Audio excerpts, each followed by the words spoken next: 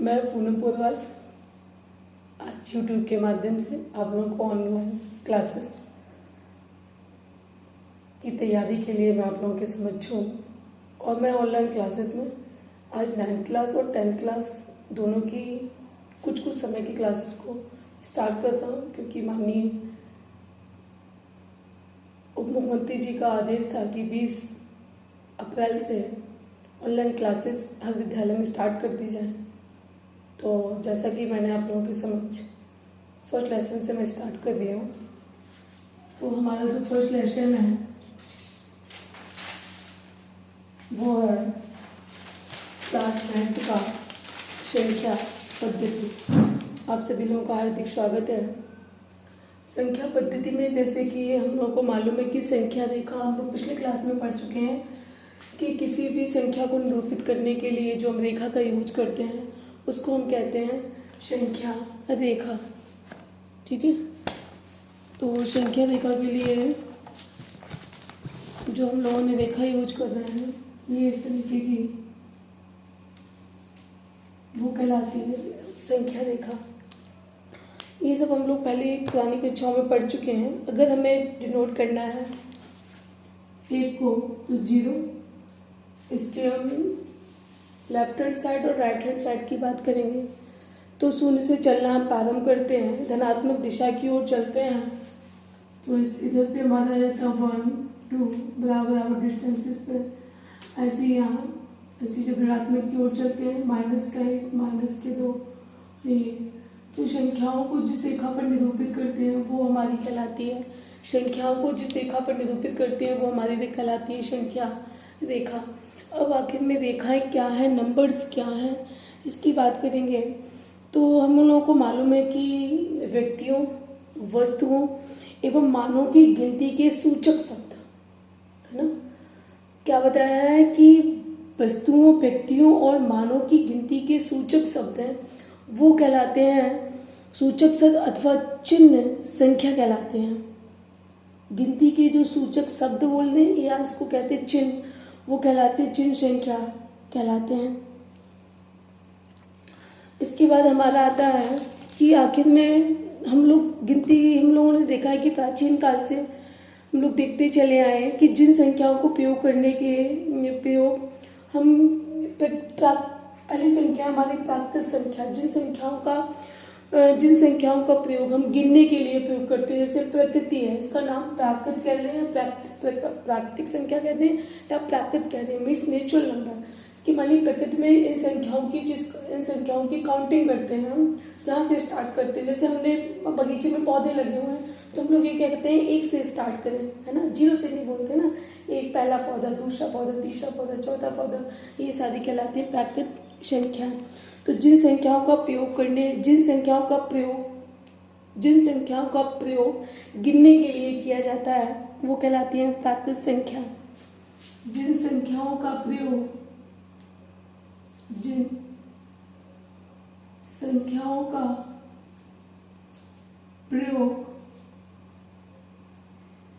गिनने के लिए किया जाता है, गिनने में, काउंटिंग में किया जाता है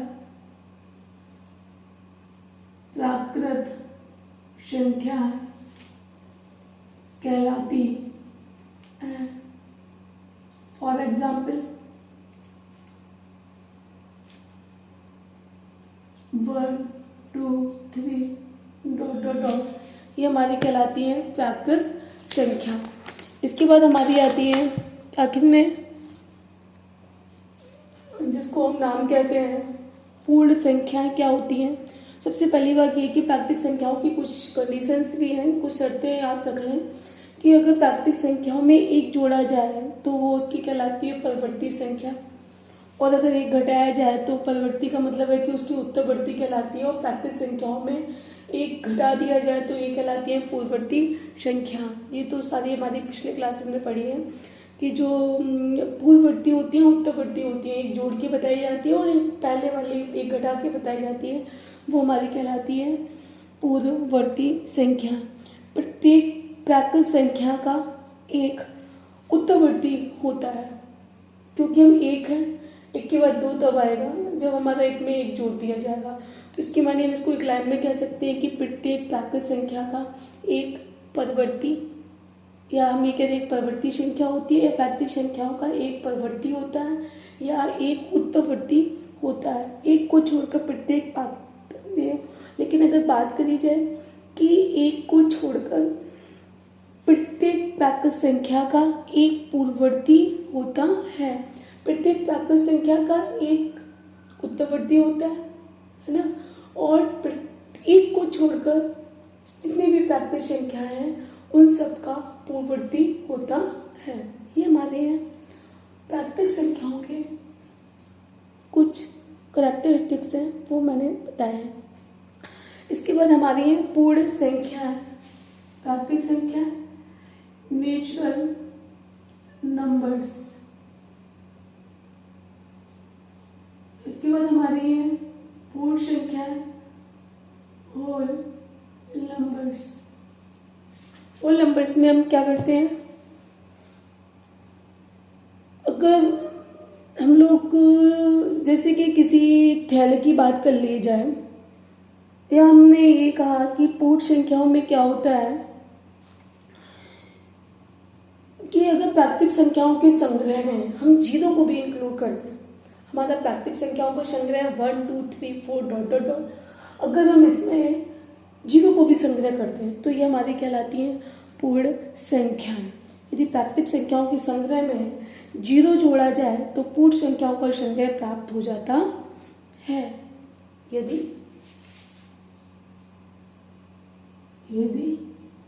प्राकृत संख्याओं के संग्रह में जीरो जोड़ दिया जाए या शामिल कर दिया जाए तो पूर्ण संख्या है, होल नंबर प्राप्त होती है। फॉर एग्जाम्पल, उदाहरण के लिए 0 1 2 3 ये सारी हमारी हो जाती है पूर्ण संख्या। अब बात आती है सम संख्या क्या होती है, विषम की संख्या होती है। सीधी सी बात है हमारी।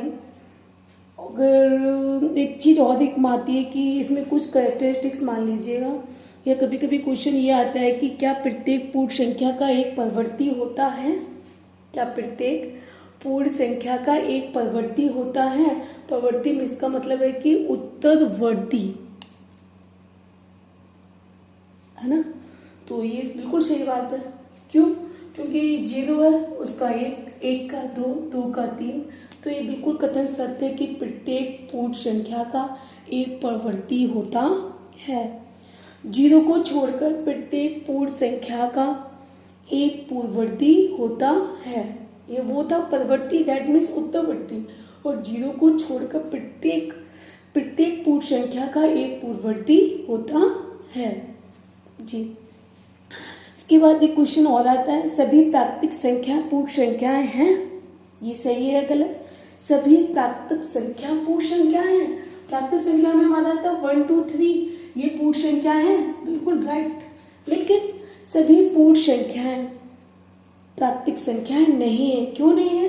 क्योंकि हमारा पूर्ण संख्याओं में शामिल हो रहा है 0, और 0 हमारा प्राकृतिक संख्या में नहीं है। इसलिए हम ये कह सकते हैं कि प्रत्येक प्राकृतिक ये सीधी सी बात बोल सकते हैं कि सभी प्राकृतिक संख्याएं पूर्ण संख्याएं हैं, लेकिन सभी पूर्ण संख्या प्राकृतिक संख्या नहीं है। ये हमारा क्वेश्चन है एक्सरसाइज 1.1 में क्वेश्चन नंबर 4। प्रत्येक प्राकृतिक संख्या एक पूर्ण संख्या होती है ना, यस या नो बताना है। और प्रत्येक पूर्णांक एक पूर्ण संख्या होती है, इसको मैं अभी बताती हूँ। इसके बाद हमारा है सम संख्या। सम संख्या क्या होती है? जैसा कि हम लोग को मालूम है सम और विषम, दैट मीन्स इवन नंबर्स या ऑड नंबर्स। इवन नंबर्स और विषम होती है ऑड नंबर्स। इवन नंबर्स क्या होते हैं? वे संख्याएं, वे नंबर्स जो 2 से विभाज्य हो जाए, 2 से अगर भाग दिया जाए तो पूर्णतः विभाजित हो जाए, तो वो हमारी कहलाती है सम संख्या, वे संख्या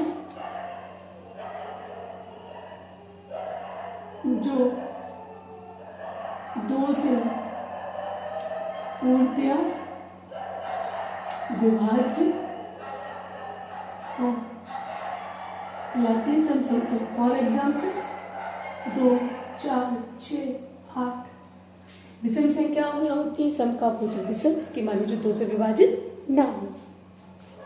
तो वे संख्या जो 2 से विभाजित ना हो वो कहलाती है हमारी विषम संख्या। विषम संख्या। अब बात आती है पूर्णांक क्या है। पूर्णांक, पूर्णांक क्या होते हैं? पूर्णांक की बात की जाए, पूर्णांक संख्याओं का एक विशाल संग्रह है। पूर्णांक और धनात्मक पूर्णांक, ऋणात्मक पूर्णांक दोनों आते हैं। तो सबसे बड़ी बात इसमें हमें, क्योंकि हम लोगों को समझाने के बाद में परिभाषाओं को भी नोट करना होता है। तो पूर्णांक क्या है? पूर्णांक वो होता है संख्याओं का एक विशाल संग्रह है जिसमें पूर्ण संख्याएं और उनके ऋणात्मक रूप शामिल होते हैं। संख्याओं का विशाल संग्रह, संख्याओं का विशाल संग्रह जिसमें, इन परिभाषा को नोट भी कर सकते हैं, नहीं तो जो बलवली बताएगी तो उसको हम लोग अपने कहीं पे हिंट में लिख सकते हैं। जिसमें पूर्ण संख्या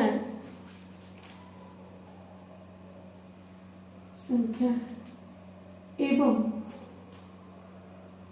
उनके ऋणात्मक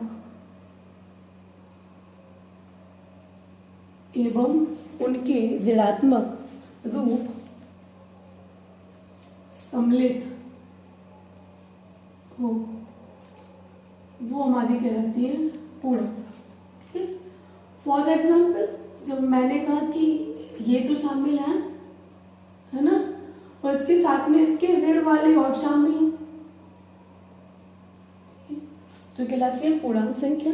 धनात्मक पूर्णांक क्या होती है? वो पूर्णांक जो धन के हो वो कहलाते हैं धनात्मक पूर्णांक, है ना। 1, 2, 3 ऋणात्मक क्या हो जाएंगे? ऋणात्मक क्या हो जाएंगे? ऋणात्मक पूर्णांक कहलाते हैं। ये हमारे कहलाते हैं ऋणात्मक पूर्णांक। ऋणात्मक पूर्णांकों की संख्या सम होने पर उनका जो गुणनफल होता है वो हमेशा धनात्मक आता है। नहीं सॉरी, ऋणात्मक संख्याओं का सम होने पर उनका जो गुणनफल है वो धनात्मक आता है, और विषम होने पर जो उनका गुणनफल है वो हमारा आता है ऋणात्मक। इसके बाद है पदमेय संख्या, मोस्ट इम्पॉर्टेंट। पदमेय संख्या पद्धति में जो हम लोगों के 9th और 10th में स्टार्टिंग होती है वो इसी तरीके से होती है कि पदमेय संख्या से। ये सारी संख्या हमारी छोटी क्लासेस में भी है। 8th तक में भी चैप्टर है पदमेय संख्या क्या होती है। तो पदमेय संख्याएं क्या होती हैं? पदमेय संख्याएं वे संख्याएं होती हैं, वे संख्याएं जो P/Q के रूप में हो, जहाँ P तथा Q पूर्णांक है तथा Q does not equal to 0। For example 1/2, 2/3 ... पदमेय संख्या है। तो पदमेय संख्या की हम व्याख्या करेंगे कि वे संख्या है जो P/Q के रूप में लिखी हो वो कहलाती है पदमेय संख्या है। जहाँ Q does not equal to 0, P और Q हमारे पूर्णांक है, मतलब पूर्णांक होनी चाहिए। धनात्मक भी हो सकते हैं, ऋणात्मक भी हो सकते हैं, लेकिन Q का मान 0 नहीं होना चाहिए। क्यों नहीं होना चाहिए? क्योंकि अगर Q का मान हमारा 0 हो जाएगा तो इसकी माने ये संख्या 0 से भाग लग जाएगा, डेट मीन्स क्या आ जाएगा? इनफाइनाइट, जो कि हमारी पदमेय संख्या नहीं रहेगी। तो ये कंडीशन हमें बिल्कुल ध्यान रखना है। और पदमेय संख्या क्या होती है? बिल्कुल इस बात को ध्यान रखना है। और माइनस की भी हो सकती है, प्लस की हो सकती हैं, इसके लिए कोई चेंजिंग नहीं है। इसके बाद हमारा है कि अपरिमेय संख्याएं क्या होती हैं। वे संख्याएं जो परिमेय नहीं होती हैं, क्योंकि हमें मालूम है अपरिमेय क्या है, परिमेय का जस्ट अपोजिट। इसकी माने जो संख्या परिमेय नहीं होती है वो हमारी कहलाती है अपरिमेय संख्या। ठीक है, ये है। तो ऐसी संख्या जिसको p/q के रूप में ना लिखा जा सके, वे संख्या जो p/q के रूप में नहीं लिखी जा सकती हैं अपरिमेय संख्या कहलाती हैं।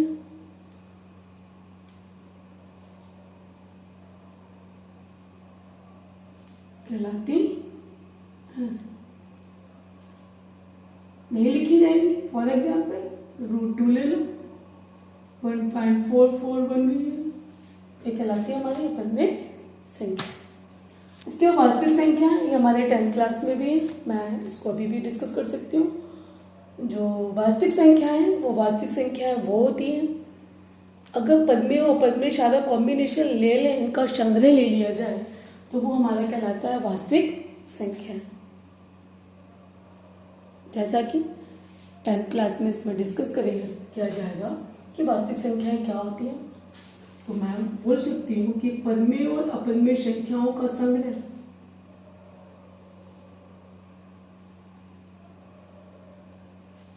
संख्याओं का यूनियन जिसको कहते हैं, सम्मिलन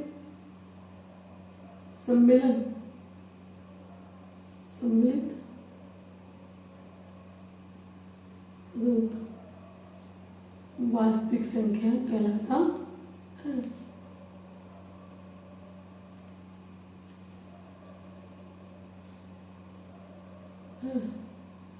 That means यूनियन वास्तविक संख्या रियल नंबर्स, इसको R से डिनोट करते हैं। पूर्णांक इंटीजर्स, धनात्मक पूर्णांक पॉजिटिव इंटीजर्स, ऋणात्मक पूर्णांक निगेटिव इंटीजर, परिमेय रेशनल नंबर्स, अपरिमेय इरेशनल नंबर्स,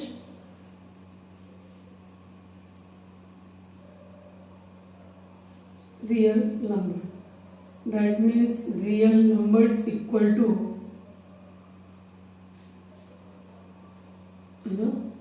rational number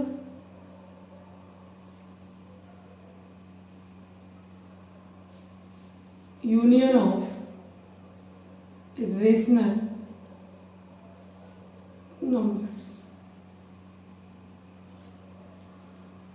प्राकृतिक संख्याओं को n से डिनोटेड करते हैं, पूर्ण संख्याओं को w से डिनोट करते हैं, इवन और ऑड कहीं कहीं e और ओड से भी कर सकते हैं, पूर्णांक i से डिनोट करते हैं, धनात्मक होती है तो i प्लस i माइनस, परिमेय संख्याओं को q से डिनोट करते हैं, अपरिमेय संख्याओं को कहीं कहीं i से भी डिनोट करते हैं, रेशनल होता है, और वास्तविक संख्याओं को r से डिनोट करते हैं। इसके बाद हमारा है दो परिमेय संख्याओं के बीच में दो संख्याएं हैं, उसके बीच में हमें परिमेय संख्याएं ज्ञात करनी है। दो हमारी कोई भी संख्या दी होगी, पूर्णांक के रूप में होगी या अपूर्णांक के रूप में होगी, उसमें हमें परिमेय संख्या ज्ञात करनी है। तो दो परिमेय संख्या निकालने के लिए हम क्या करते हैं कि दो संख्याएं जो होती हैं उनको जोड़कर दो का भाग दे देते हैं। इसकी मानिए अगर ए और बी दो संख्याएं हैं तो इनके बीच में परिमेय संख्या होती है a प्लस बी बटे 2, और अपरिमेय संख्या कहलाती है अगर ए और बी दो संख्याएं इनके बीच में अपरिमेय क्या कहलाती है √a/b। फॉर एग्जाम्पल अगर हम ये कहें कि 2 तथा 3 के बीच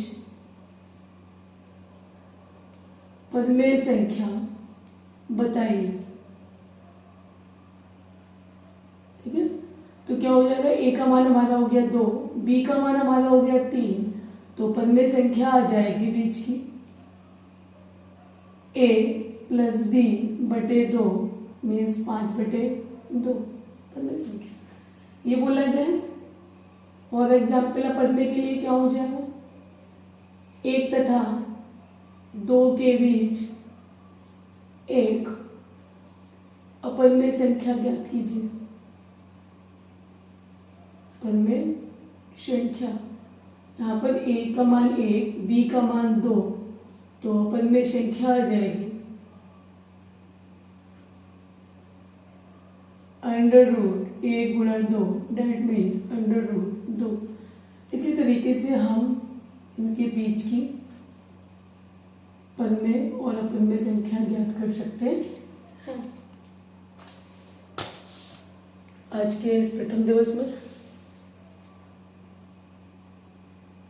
हमारी संख्या पद्धति में संख्या रेखा, प्राकृतिक संख्या, पूर्ण संख्या, सम, विषम, पूर्णांक, धनात्मक पूर्णांक, ऋणात्मक पूर्णांक, परमेय संख्या, अपरमेय संख्या और वास्तविक संख्याओं के साथ में मैं इसको समाप्त करती हूँ। आप लोगों को एक्सरसाइज 1.1 से रिलेटेड क्वेश्चन को सॉल्व करना है और इसके बाद में इनको नोट भी करनी है।